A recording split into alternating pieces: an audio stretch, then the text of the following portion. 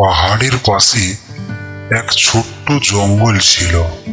ওই জঙ্গলে একটি ছোট্ট শিয়াল বসবাস করত। একদিন ওই শিয়ালের প্রচন্ড পরিমাণে খিদে পায়। শিয়ালটি তার পেটের খিদা মেটানোর জন্য এদিক ওদিক খাবার খুঁজতে থাকে। খাবার খুঁজতে খুঁজতে সে একটি ব্যাঙ দেখতে পেল।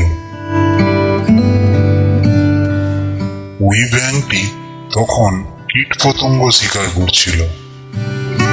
ব্যাঙটিকে দেখার পর শিয়াল মনে মনে ভাবতে লাগলো, আজ ওকে দিয়ে আমার পেটের খিদা মেটাবো। শিয়ালটি এক পা দু পা করে ব্যাঙটির দিকে এগোতে থাকে।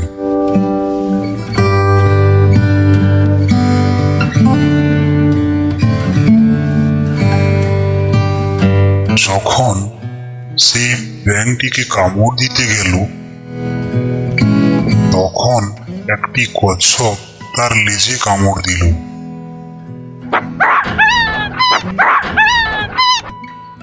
শিয়ালটি যখন তার লেজের যন্ত্রণায় পেছন ফিরে তাকালো, দেখলো একটি কচ্ছপ। ব্যাঙ পালালে কি হয়েছে, আজ আমি তোমাকে দিয়ে আমার পেটের খিদা মেটাবো।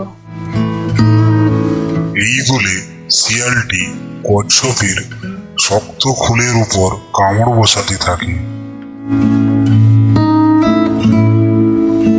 সে তাকে খেতে পারছিল না। কচ্ছপটি তখন তাকে বলল,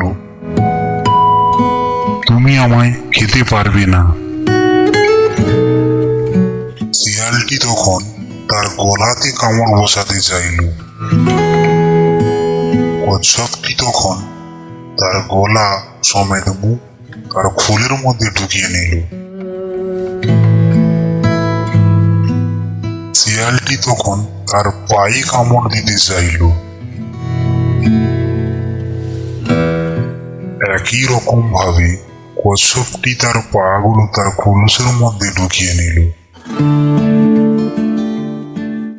ছোট্ট শিয়ালটি রেগে গিয়ে তার খোলসে বারবার কামড় দিতে থাকে।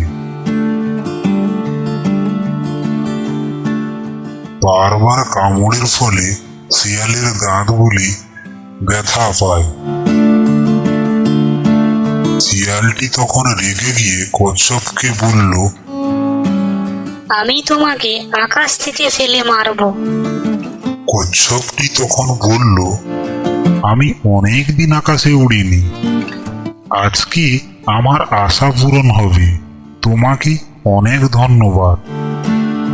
এই কথা শোনার পর ছোট্ট শিয়ালটি রেগে গিয়ে তাকে বলল, আমি তোমাকে আগুনে পুড়িয়ে মারবো।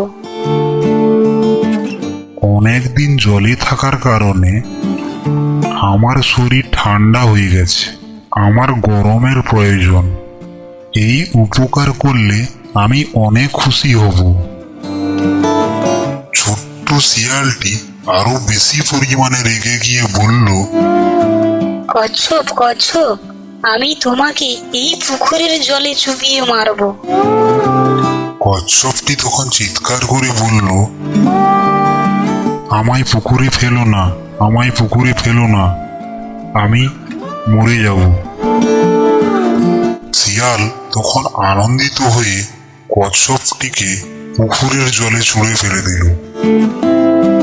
তখন কচ্ছপটি চার পা প্রসারিত করে ব্যাঙের সঙ্গে সাঁতার কাটতে কাটতে পালিয়ে গেল।